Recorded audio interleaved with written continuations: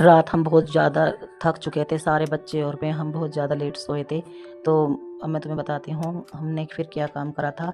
अस्सलाम वालेकुम, welcome back to my YouTube channel में आप सबका स्वागत है। कैसे हो? उम्मीद करती हूँ, आई होप आप सब अच्छे होगे और सब खुश रहें, आबाद रहें।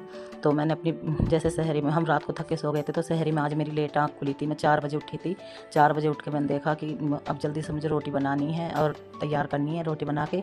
तो फिर मैंने अपनी छोटी वाली लड़की को तोबा को उठाया। मैंने कहा बीबी तोबा, रात में ऊपर चाय की देगची लानी भूल गई थी दूध गर्म करने के लिए, तू जा बेटे नीचे से आटा गूंदने का कुंडा ला दे और देगची ला दे। तो रात का जो ना थोड़ा सा आटा बच चुका था, तो मैंने इतने अपने लिए और उसके उज़ैफ़ और कुलसुम के लिए रोटी डाल ली थी, मतलब पेड़े बना के रख लिए थे। और क्योंकि सुबह जल्दी से आँख ना खुलती की वजह से मैंने आटा गूंदने के लिए नीचे से कुंडा मंगाया था, क्योंकि शहरी में हम अपने लिए ताज़ी बना लेते हैं और सुबह सुबह जो बच्चे स्कूल जाते हैं तो उनके लिए ताज़ी खाना बनाना पड़ता है। तो मैं सुबह के लिए थोड़ा सा आटा गूंद के पहले ही लगा देती हूँ कि ताकि सुबह को उठ के एकदम जल्दी जल्दी हड़बड़ा के वो करना ना पड़ता है। और क्योंकि आज हमें बहुत जल्दी काम भी निपटाना था, क्योंकि आज हमें अपना माल भेजना था, तो इतने मैंने अपनी शहर की रोटी बना ली थी और मैंने अपना आटा गूंदने के लिए तैयार रख रखा था कि इतने ये कुलसुम उठेगी। मैंने फिर कुलसुम से कहा जा बेटे मुँह हाथ धो के आ जा नीचे से, जल्दी चली जा, इतने में आटा गूंद लेती। एक गैस पर मैंने दूध गर्म होने रख दिया था और दूसरा चूल्हा पता नहीं मेरा चल नहीं रहा है, वो ख़राब हो गया। उसे मैं ठीक करूँगी, पता नहीं कैसे, उसमें बिल्कुल भी चलना नहीं है। तो ये सुबह के लिए आटा गूंदने के लिए मैं तैयार कर रही थी। तो वो छोटा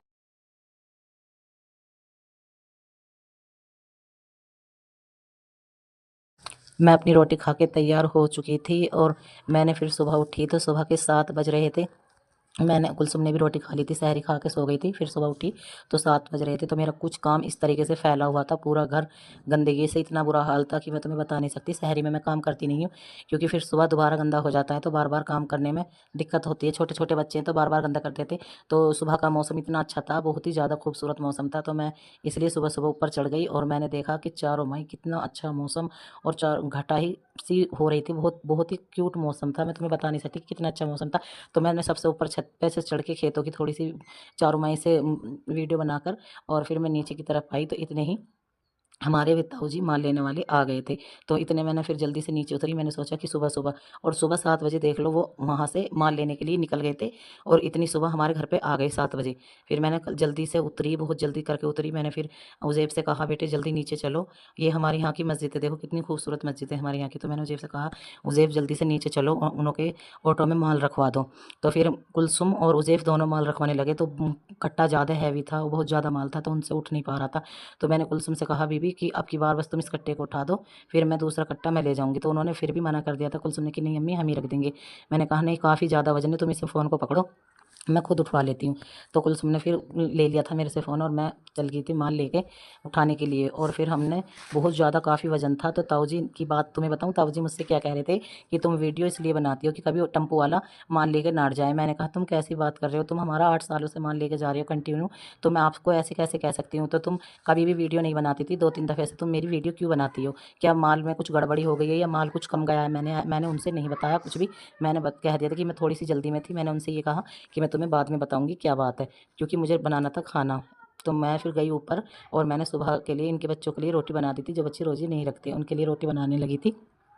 जैसे मैंने रोटी बना के तैयार करी, इतनी ही उम्र कहने लगी कमल के अंदर से अम्मी दूध भी गर्म कर दो।